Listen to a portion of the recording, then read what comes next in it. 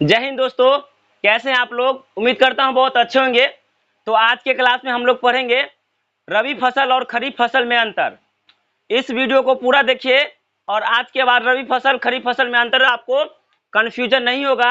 यह 10th के exam में 5 नंबर में पूछेगा इस मर्तबे। इस बार का VVI क्वेश्चन है कि रबी फसल और खरीफ फसल में अंतर लिखिए। तो हम अंतर पहले से लिख रखे हैं ताकि आपका समय ज़्यादा नहीं ले और ज़्यादा से ज़्यादा पढ़ सके। तो लिख रखे रबी फसल और खरीफ फसल में अंतर लिखिए।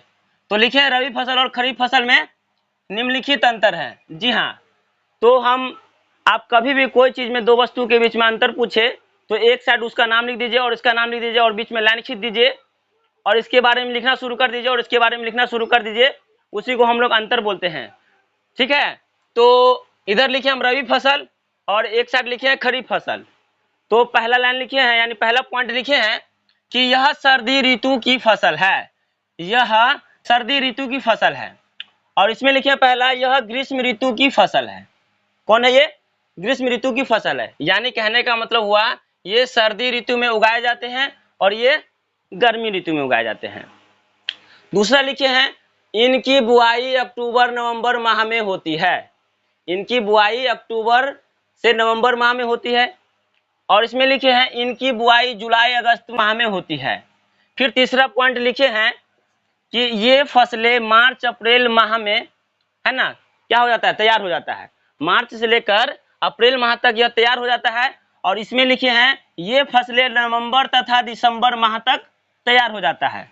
फिर लिखे हैं इसमें चौथा पॉइंट कि गेहूं, चना, दलहन तथा तेलहन सभी प्रमुख फसलें हैं। किसका? रबी फसल का।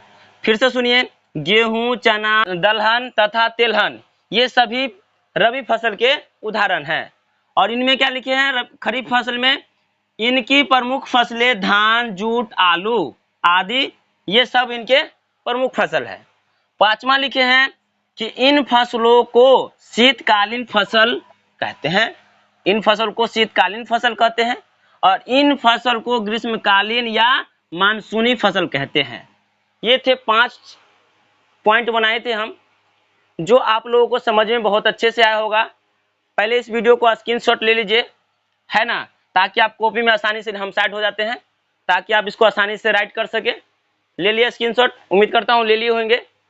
तो इसको सुनिए भी और साथ साथ लिखते भी जाइए आप अपने कॉपी में। और इसको 1 से 2 मरतबे रीडिंग मारिएगा तो आपको आसानी से याद हो जाएगा। तो आशा करता हूँ आपको यह समझ में आया होगा। धन्यवाद।